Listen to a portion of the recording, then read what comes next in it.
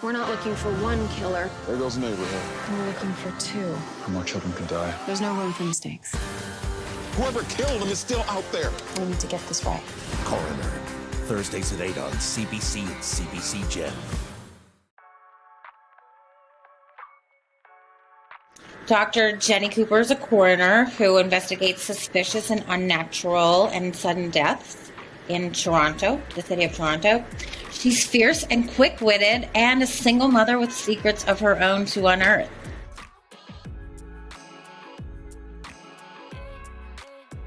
It's been good to see that writers do have a voice, and it's not just about going into a room and basically recreating what the showrunner has in their head, but when the showrunner is open to hearing all the different voices and has the skills to weave them together and to pair them together and to challenge each other, that's when we get really authentic and rich storytelling.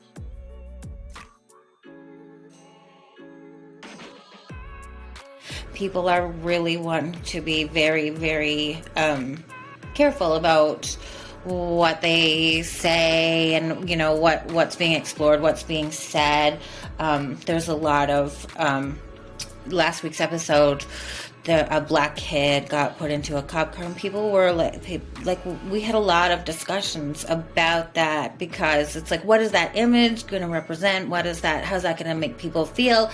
Is it going to make people feel triggered in a bad way, or is it important to look at something in an honest way and say, okay, if we hide the fact that this is happening, then are we just cleansing it, and people believe what's on TV? So if we don't show it, if our jails are full of white people on TV, are we just eliminating an over-incarceration problem? Like, what do we show? What do we, and what's just hurtful? So you really have to navigate that very carefully.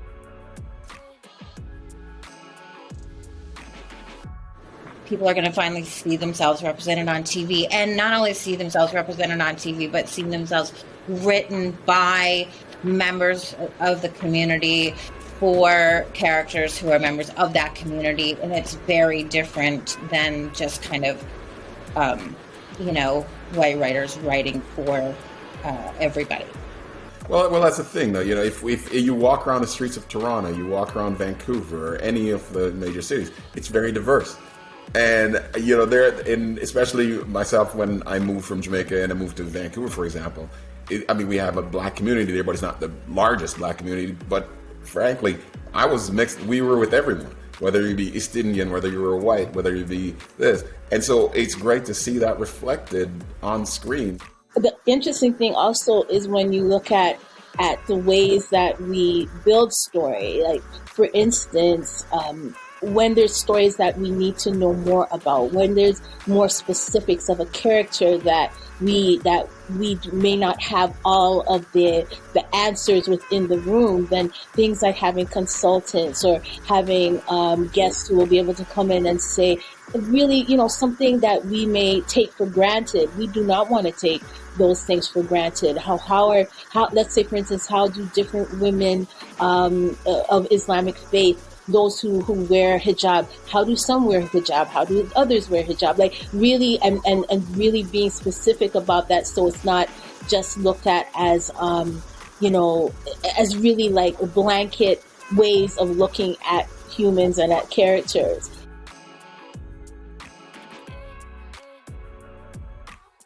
We were filming an episode this season, and there were these great young black actors that were on set. It was this basketball thing, and we're like, it's amazing talent here, you know. And it's such a shame that it's underrepresented in a lot of ways, because it's just a sprinkling or here or there in a lot of other shows that these actors who are wonderful actors will only get because it's a black role or this role, instead of let's just bring them all in the room and let's see who does the best job. And so when we were sitting there, and I remember even our DP, we were saying like, yeah, he goes, you know, the only thing that some of these actors lack is just opportunity.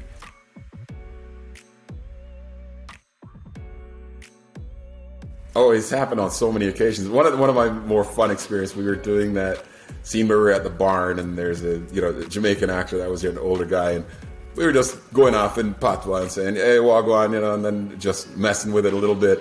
And I remember when Adrian was directing that episode, I believe, and they were there, and they're like, "Well, that sounds great," and I'm like, "Yeah, but people aren't going to understand it." They're like, "No, go with it. Just, this is how you talk to this guy to try and relate to him. So why not you speak a little patois?" The writers really feel comfortable enough to